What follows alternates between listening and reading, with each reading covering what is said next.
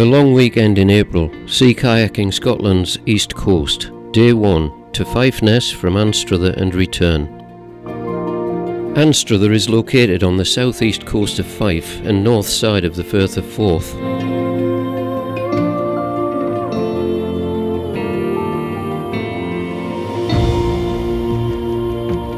A quick check on weather conditions after a cosy night sleeping in the car.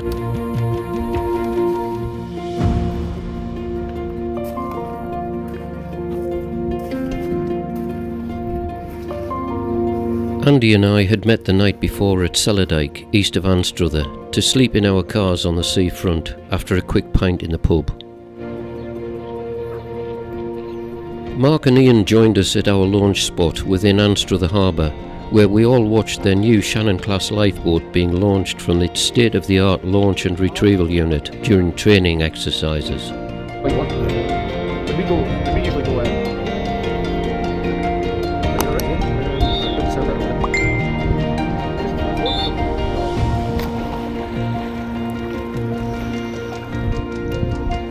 Yeah.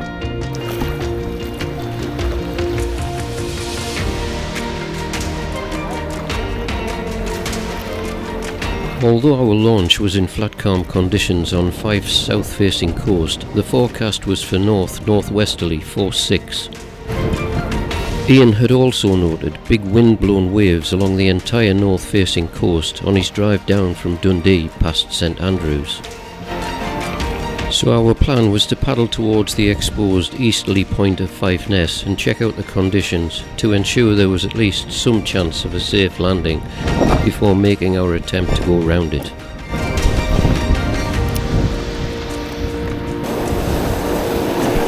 The paddle eastwards was very enjoyable as we made our way through between the reefs and rocks protecting the houses along the sea front.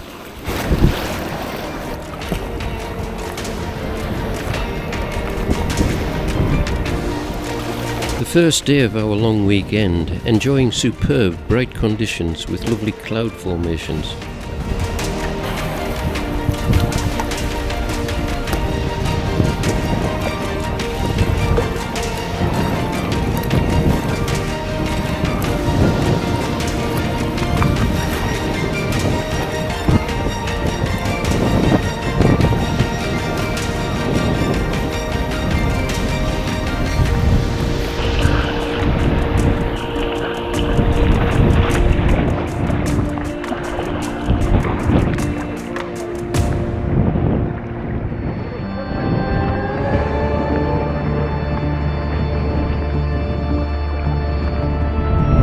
This was my first time along this lovely stretch of coast, and I was enjoying every minute of it.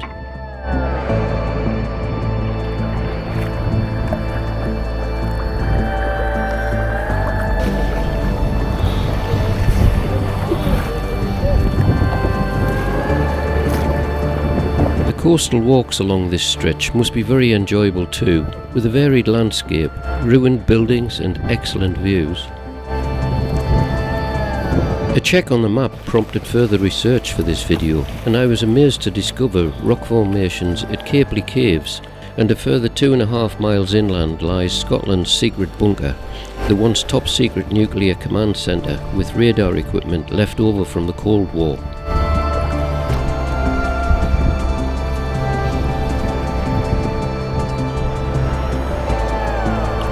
We arrived at Crail, a quaint little fishing village with its protected harbour and lovely sandy beach. And a couple of wild swimmers supposedly enjoying their swim as they announced it was freezing. It's freezing!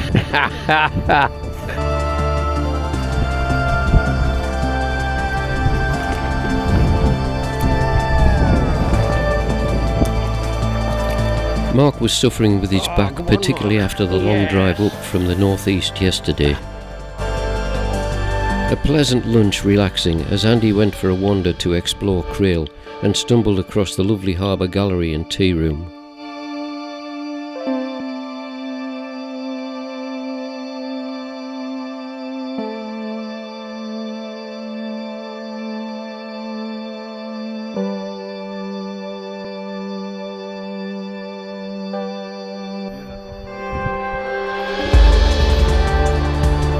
With lunch over, it was back in the boats to make our way towards Fife Ness and the increasing winds.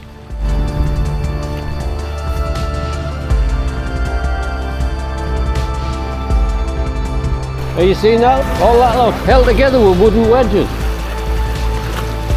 I've not seen that before. A really ingenious trick to stabilise the harbour wall rocks with hundreds of wooden wedges driven in, presumably till such time as cement pointing work could be undertaken. The interesting ruins of Crail Castle, with its octagon tower perched high on the castle wall, like some medieval damsel's prison room. Is that Princess Fiona up there? I'm certain Shrek will be lurking around here somewhere.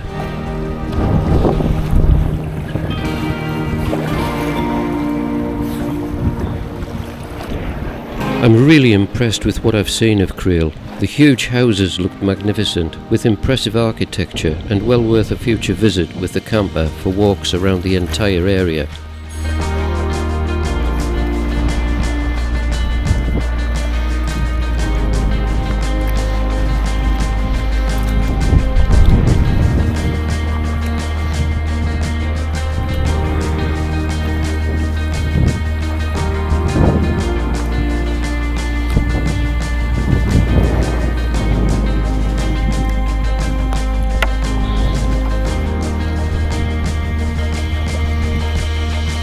Arbroath looks quite small now, doesn't it?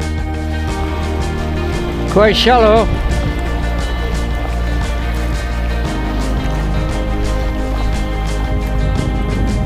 Passing the huge South Shore Caravan and Holiday Park, and behind it is another surprise, Crail's disused aerodrome, home to the old Royal Naval Air Station, formerly known as HMS Jackdaw.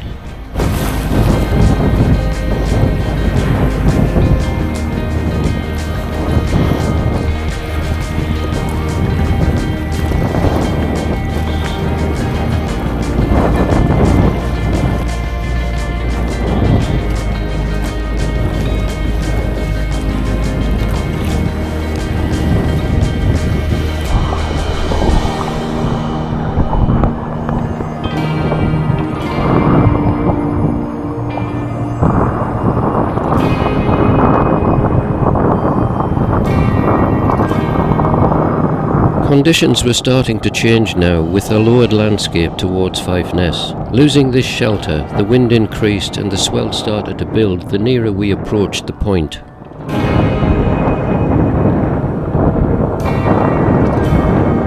I was about to discover a serious schoolboy error, a full action camera memory card. This would scupper any plans of capturing some brilliant conditions yet to come. I just couldn't believe how I could have missed this and no spare to hand. The main objective of the trip was to paddle out the extra mile or so from Fife Ness to North Carr Beacon and Carr Briggs, an area of foul ground and reefs notorious for producing huge waves with any significant swell. As it turned out, the strengthening wind was proving difficult with skeg issues on one of the boats, so the group decision to head back to the shelter of Fife Ness was the sensible option. Stunning views right across the Firth of Forth, with the Isle of May some 5.5 miles distant, and the volcanic plugs of Bass Rock and North Berwick Low as blimps on the horizon. These excellent shots from Andy's iPhone helped me complete the video. Sadly, it wasn't possible for anyone to stay upright with a phone in their hand to capture the conditions we experienced. I'll be carrying a spare memory card in future. Crail with its magnificent architecture. Back to Cellardyke and its caravan park. Then on to the quaint fishing village of Anstruther with its colourful houses reminiscent of Norway.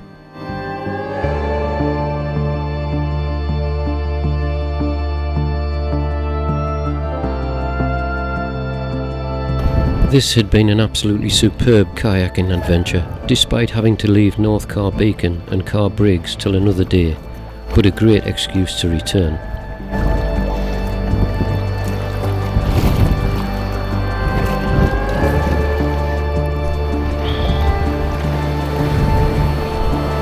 The long weekend had got off to a stunning start, showing great promise for another 2 days yet to come.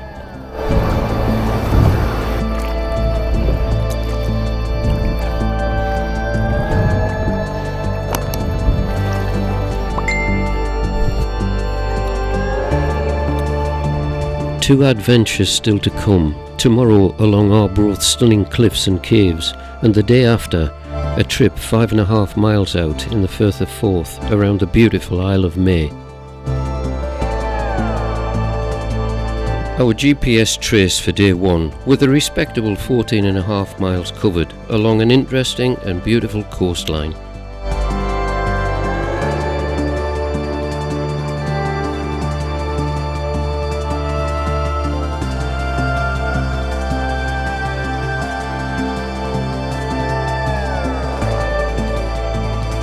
Enjoyed this trip video? Then check out my other adventures by clicking the recommended thumbnails. Please like, share with friends and subscribe for lots more coming soon. Thanks for watching.